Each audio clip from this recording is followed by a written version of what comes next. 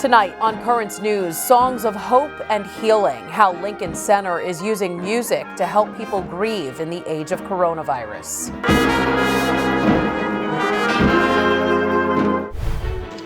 Por Jesucristo nuestro Señor.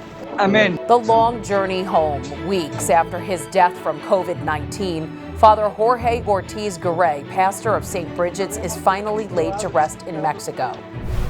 Plus, coronavirus causing a record 20.5 million American jobs to vanish in April. The unemployment rate now close to 15%. Also tonight, a white father and son arrested in the murder of an unarmed black man in Georgia. Protesters asking, why did it take so long? KN95 and a shield. There you go.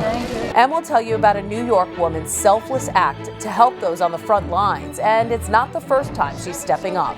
The news starts right now.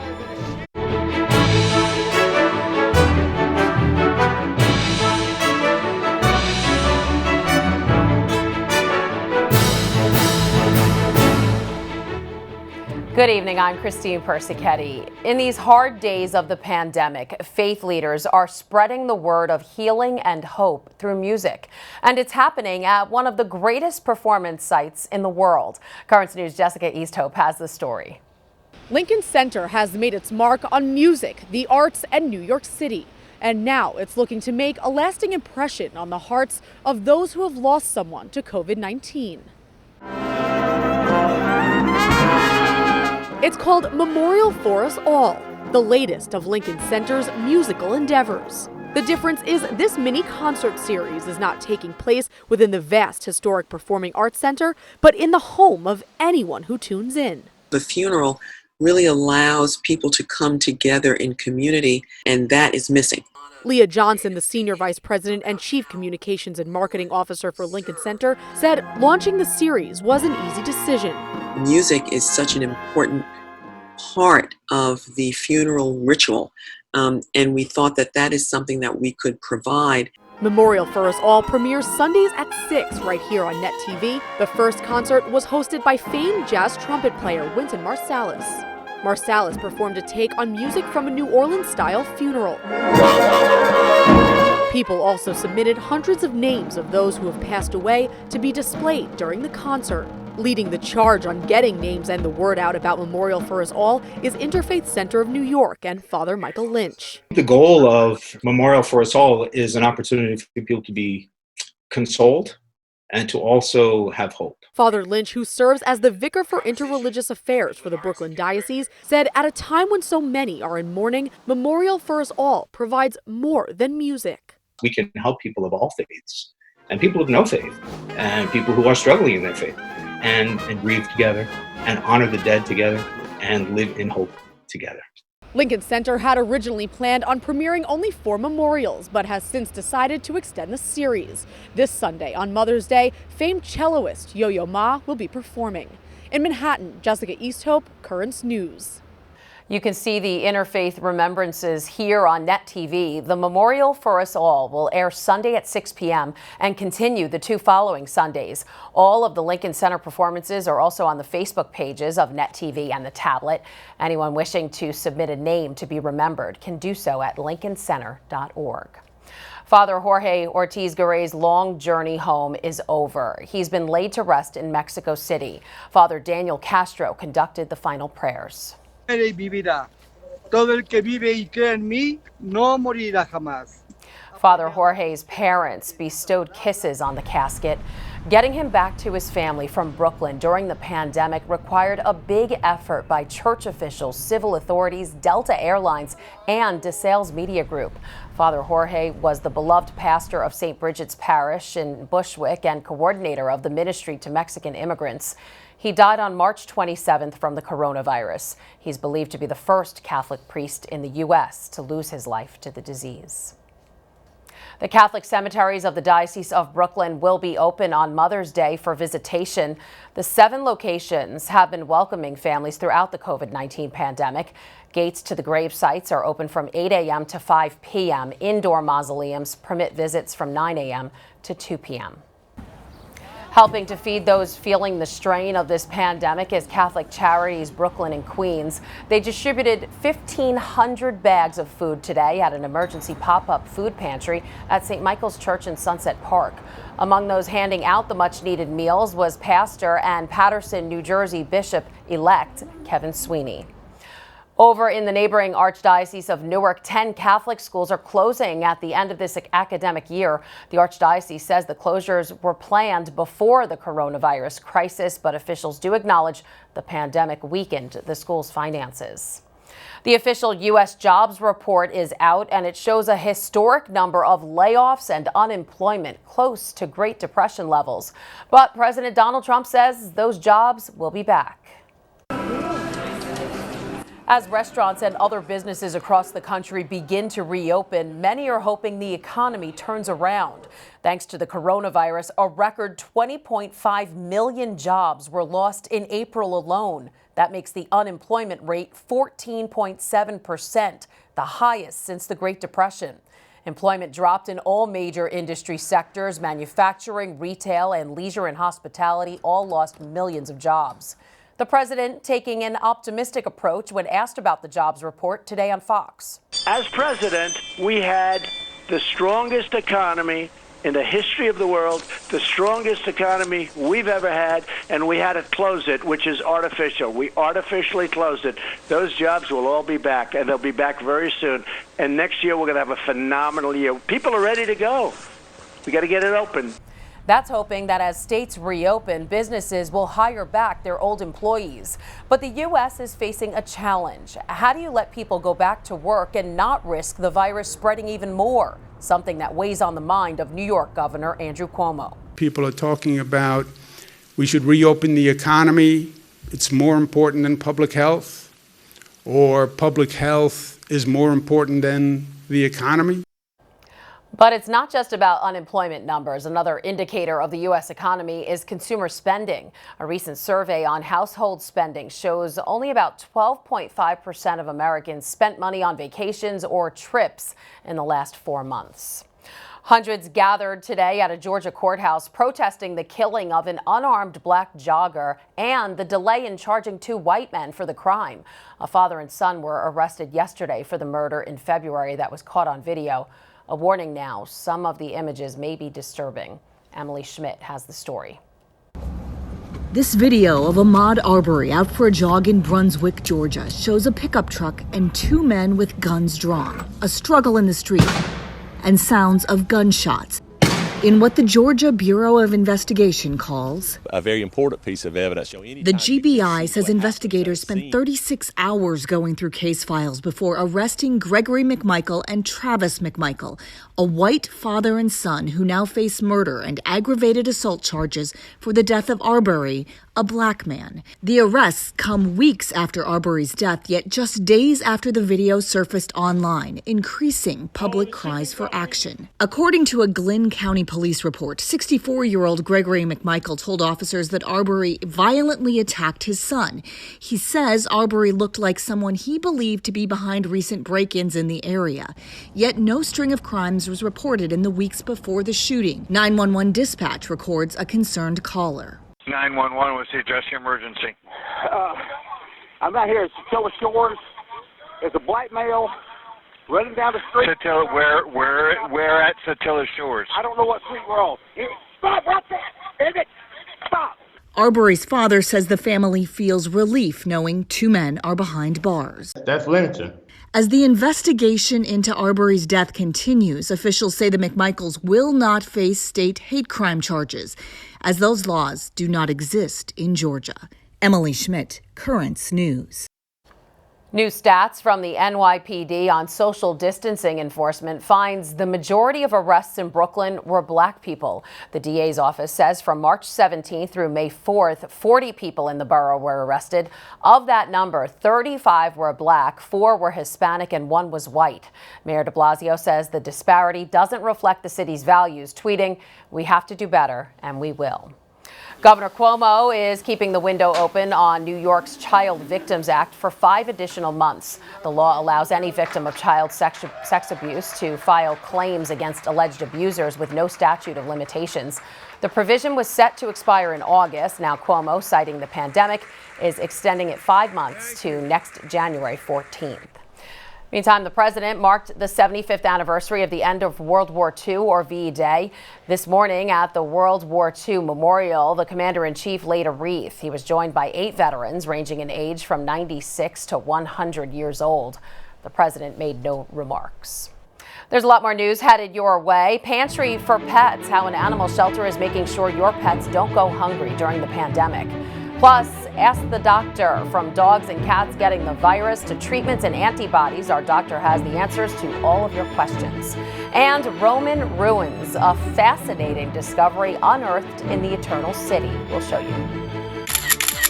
Now you can help us put your faith in the news. The next time you capture a newsworthy event, send us your pictures or video. It's easy. Go to netny.tv/send us, and you may see your submission on Currents News.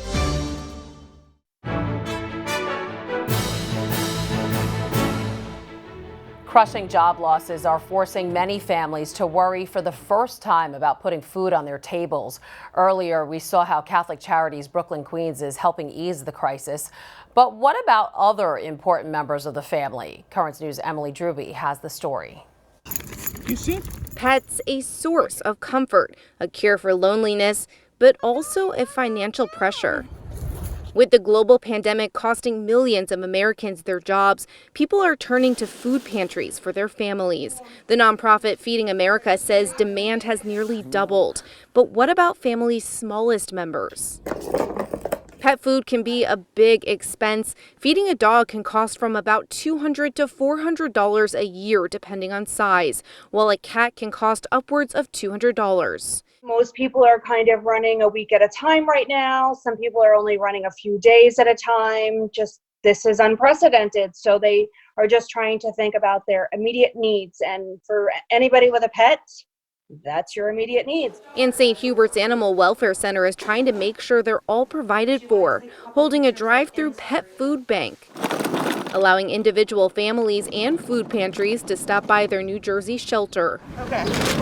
Cars are stocked up with pet food by staffers who keep the proper social distance. We just didn't want anybody to be forced to even think about surrendering their cat or their dog because they couldn't afford to buy food. Sarah SANGREE is the director of community engagement for the charity, which is named after the patron saint of hunters, dogs, and archers. She says about 19,000 pet meals have been distributed so far, and they're going to keep doing so as long as they have food. And while this is, of course, good for the pets, it's also good for their owners. According to a Rover.com survey, 86% of pet parents say spending time with their fuzzy friends helps them alleviate stress brought on by the pandemic. When everything else is starting to fall apart, that's what you go to is, the love, that unconditional love from your pet. Feeding human souls by feeding their animals. On the Upper East Side, Emily Drooby, Currents News.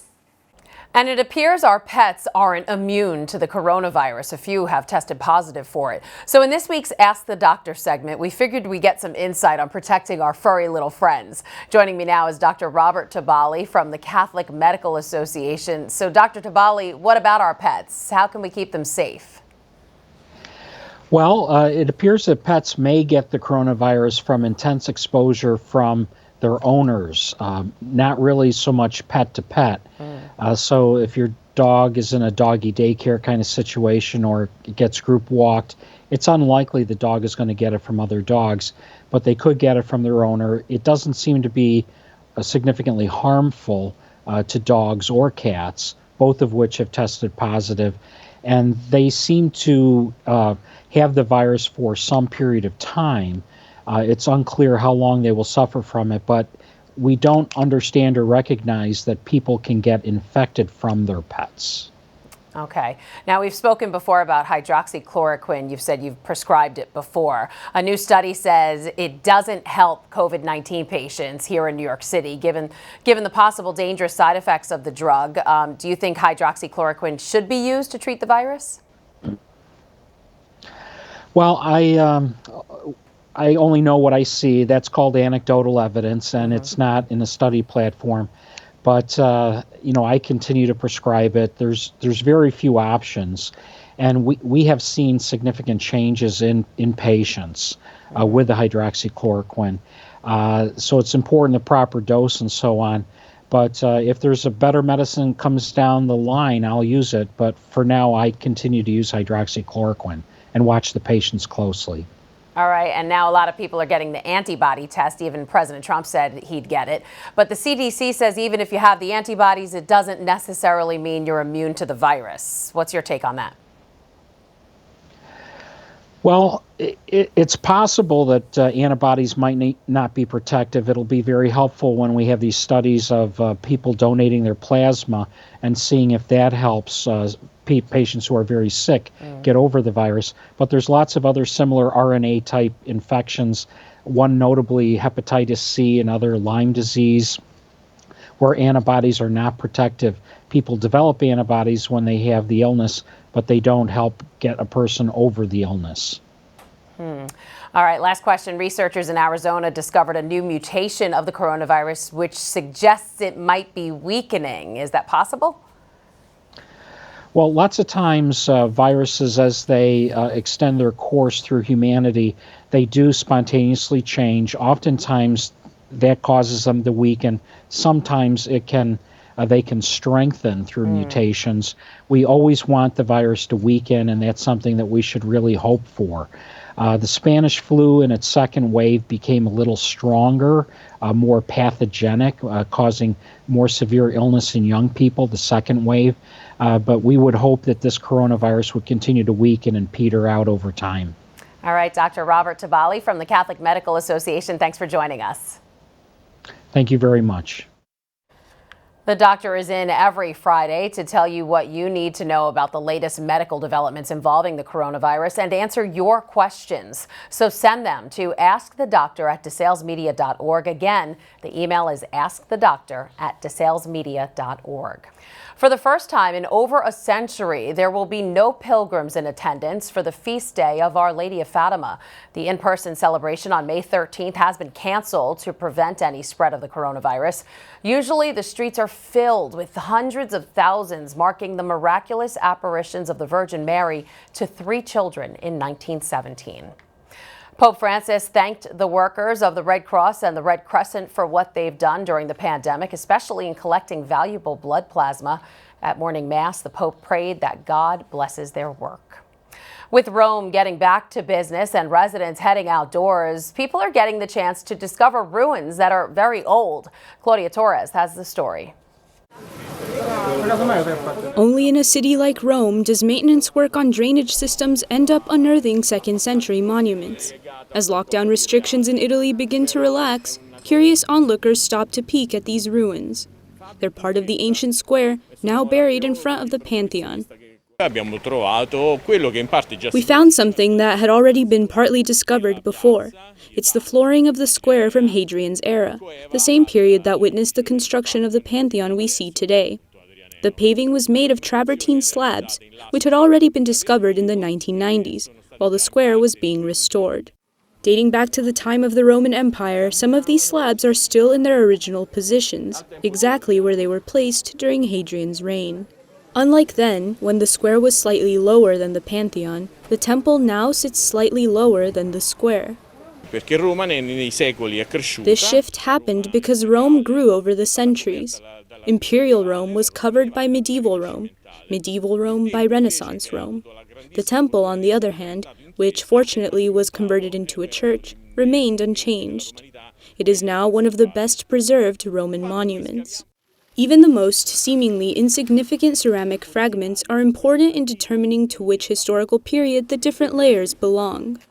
To give a simple example, we are able to recognize our grandparents' fine china by simply looking at one of their plates. We can do the same with ancient ceramics. So if we know a plate is from, say, the 1800s, then we know the layer in which it's found is also from the 1800s. Although the ruins will be reburied once the drains are repaired, Fabio Turqueta reassuringly tells passers-by that if they want to see a 2nd century monument from Hadrian's reign, all they have to do is turn around and look at the Pantheon. In Rome, Claudia Torres, Currents News. Still to come on Currents News, stunning works of art created with chalk. We'll introduce you to the young artist. And a New Yorker known as the patron saint of PPE spreads kindness in Brooklyn. The details ahead.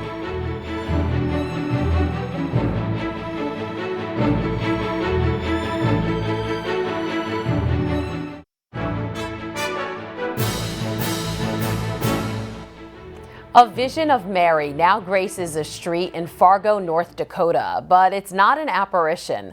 This sidewalk chalk drawing is the work of 17-year-old Maria Lowe, who wanted to share her faith with her neighborhood.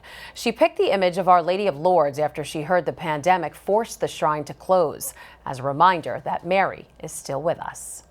And finally tonight, a New York woman has spent hundreds of thousands of dollars of her own money to buy personal protective equipment for healthcare workers.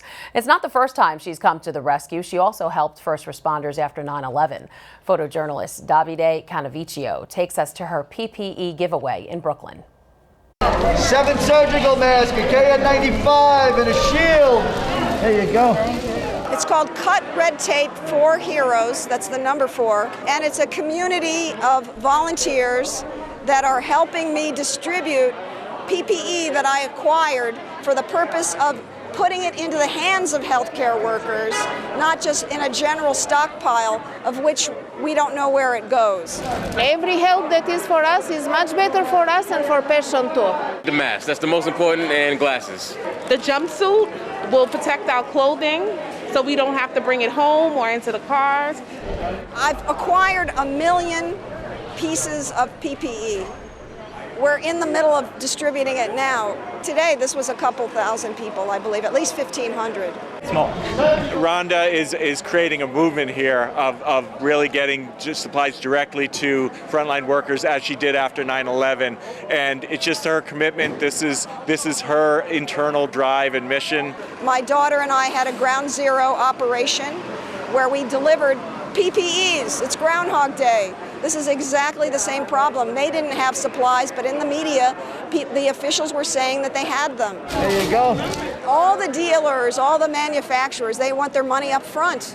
There's no time to raise money. So what I did at Ground Zero, I had $1 million line of credit, and then I was able, thank God, to raise the money after. So I'm actually doing the very same thing, but in this case, it's a home equity line of credit. I already have run up about $600,000.